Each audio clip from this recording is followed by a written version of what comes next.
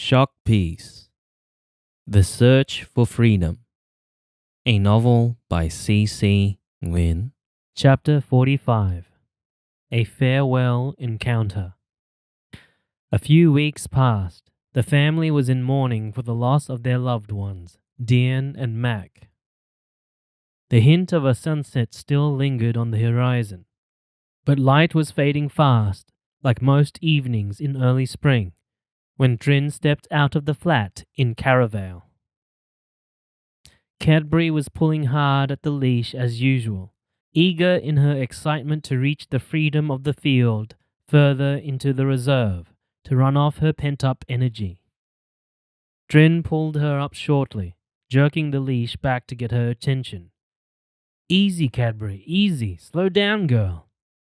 Turning her head slightly to one side, the dog gave Trin a backward glance as if acknowledging the command, but the youthfulness in the year-old pup overtook her willingness to obey, and she kept on striding ahead of Trin as if pulling on a sledge. Trin smiled and shrugged her shoulders, putting one free hand up in a gesture of defeat in response to a stranger. "You better run, girl. She is too strong for you. That dog is a working dog. Don't you know that she has to gallop in the field for hours before she gets tired?" The evening was damp with the rain earlier. The air was cool, and there was still an occasional current of cold wind. Trin had on her raincoat, serving also as a windshield, to be on the safe side, as there were many times Trin had been caught unexpectedly in a sudden downpour during her walk, getting home soaking wet and cold. Sliding the set of keys into their left pocket together with her mobile phone, Trin carefully zipped it up using one hand, the other busy holding Cadbury and at the same time trying to catch up with her dog by half running, half striding toward the car park. Accustomed to their regular path, confidently trotting ahead, she led the way, reaching the sign that said "Off-Leash Dog Area." Trin bent down and unhooked her dog. Dashing off like a dart, Cadbury ran past her owner, who was walking way too slow for her liking. This was the first time Trin had been for a walk without listening to music or doing her vocal exercises. Trin had not known what it felt like to have her mind empty, a total blankness, no thinking, no musing, nothingness, leaving her concentration in her eyes, their absolute appreciation of the beautiful scenery of nature before her in the fading light. Trin was enjoying all this divine clarity, with no action except the rhythm of her walk in the damp, fresh air of spring, with its various natural fragrances. The sense of blossoming flowers, of growing buds, of green grass and wild bushes filled the space with amazing fullness of life.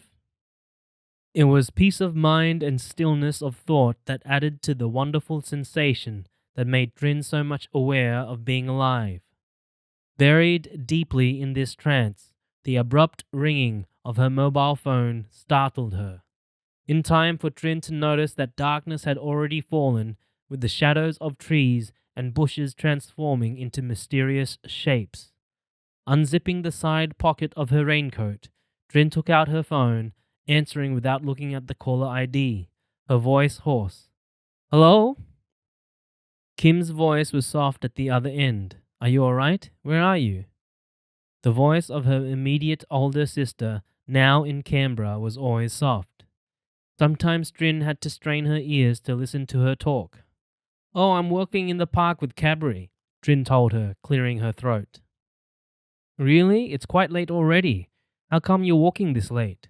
Kim expressed concern and added, "Is it dark there yet? It's already very dark and cold here. How are you?" "I finished late at work today, and there was still light when I first started out. But it's not too cold here. I'm okay, quite calm," Trin reassured her sister, knowing that she was worried for her safety. Kim continued, "Don't forget to bring your kids' birth certificates down so I can go straight to the consulate on the day to get their visas in time for you to bring home on the weekend." "Good that you feel okay," Kim sighed softly on the other end. "It's so quick. 7 weeks has passed like a flash." Her voice was laden heavily with sadness, The visas were for their trip in Vietnam in December.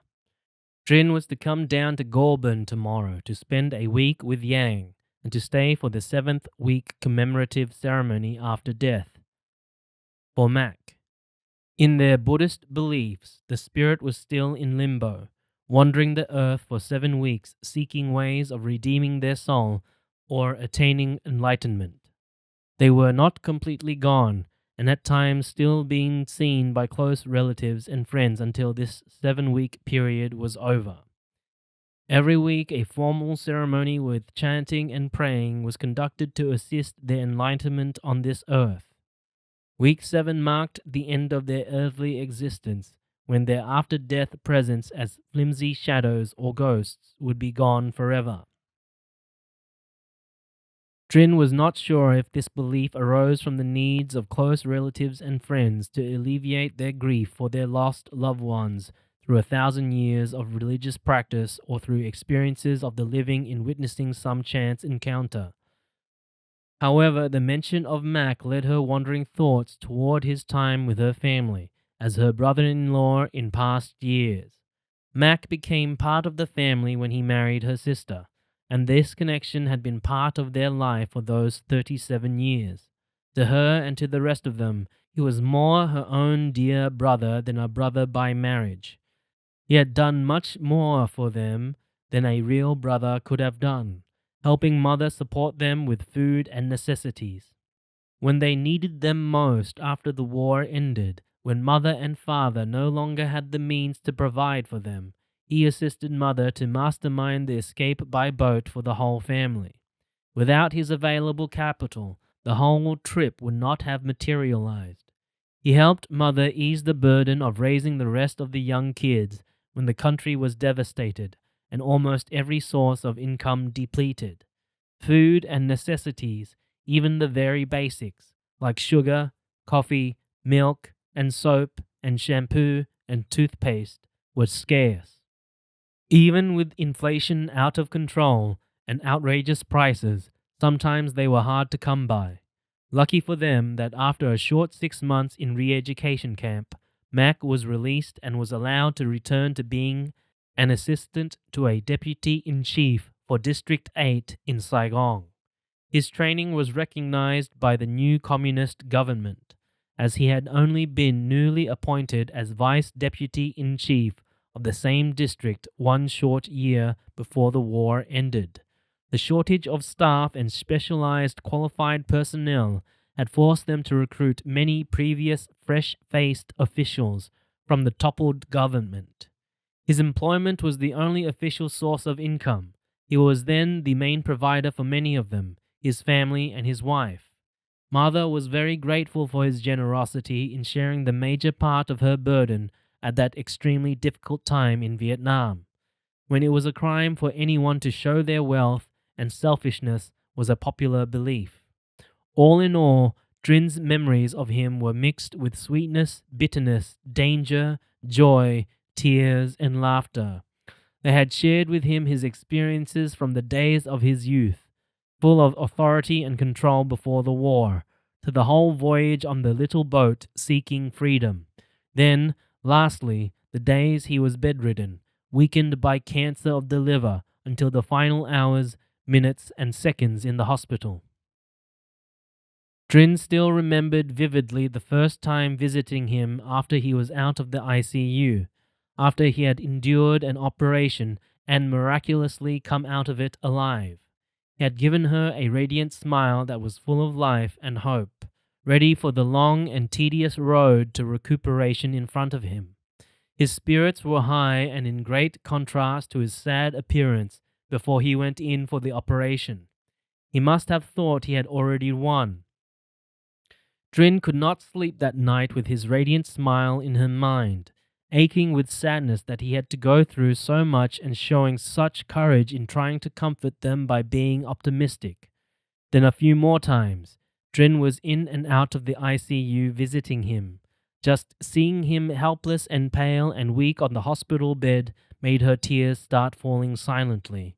Drin kept telling herself not to let him see her sadness in such contrast with his recent happiness, at least not in front of him. Against her will, her tears continued to roll. Looking at her sad face, and before the nurses wheeled him away, Mac had tried to smile and say some reassuring words to her instead of the other way around. That night, Trin went home with a heavy heart and could not sleep again, tossing and turning with the image of the cheerful smile he gave her in farewell. The last time, when Trin held onto his hand, he was so weak. His radiant smile had gone. Max said a few words, which Trin would always remember.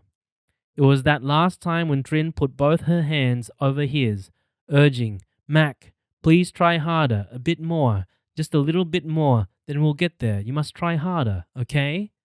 He opened his eyes, then made an effort to nod his head slightly and reassured her, saying, "It's all right, don't worry.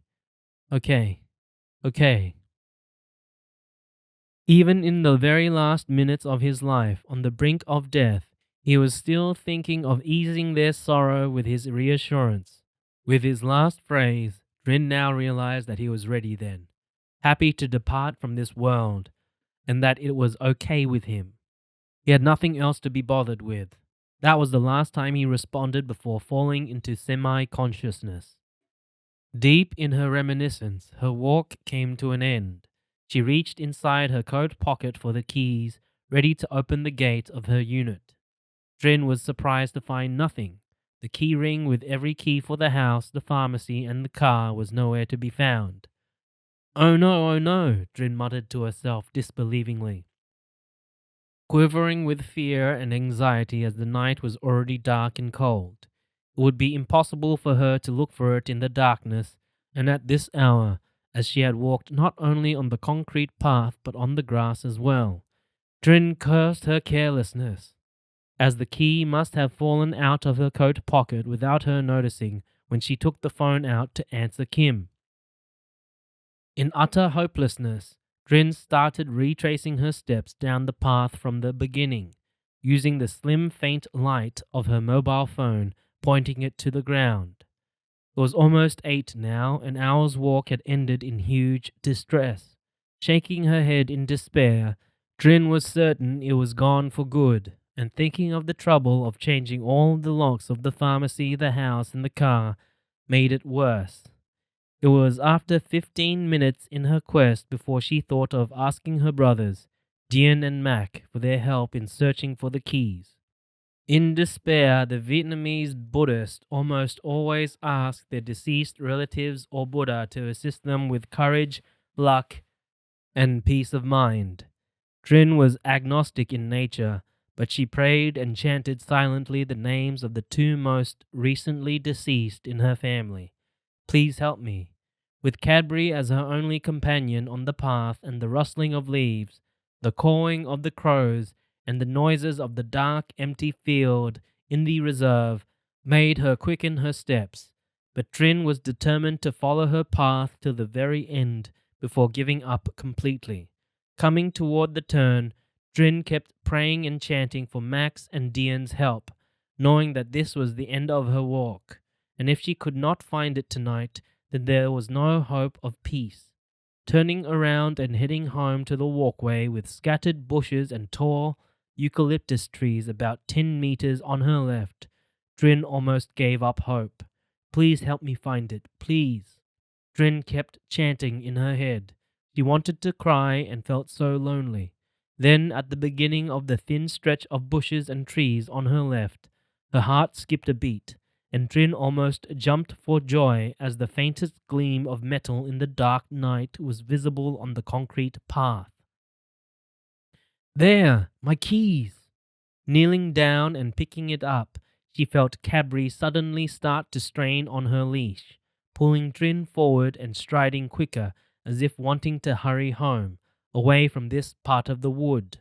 The hair on her dog's back was raised, and her tail was high and fluffy. Grrr! Cadbury was growling through her teeth with her head pointed toward the left for the entire length of 10-meter shadow, her fur spiked and tail high in aggressive state or as if in fear. In those few minutes walking alongside Cadbury in her strange, eerie behavior, and in the unusual quietness of the open field, devoid of any sound, Trin realized without fear that Mac was somewhere around here with her tonight. He had helped her find the set of keys. Trin knew it. It was possible for her to notice that faintest glimpse of metal in the dark without his help. His limbo state was lingering for the last few days on Earth, and it happened to be here tonight. Her heart was thumping loudly and fast, but it was not the fear of danger she had experienced in that moment. Full of apprehension about the rare chance encounter she had never thought possible in her entire life, Trin thought she could see his lanky silhouette in the empty space. It was the very first time Trin spontaneously believed that there was a spiritual world rather than just human existence on this planet. Goosebumps formed on her skin when Cabri resumed her normal pace and stopped turning her head toward the left, facing front again when she was past the length of bush. Trin whispered the words, "Thank you, thank you." Then she went home while holding onto her set of keys.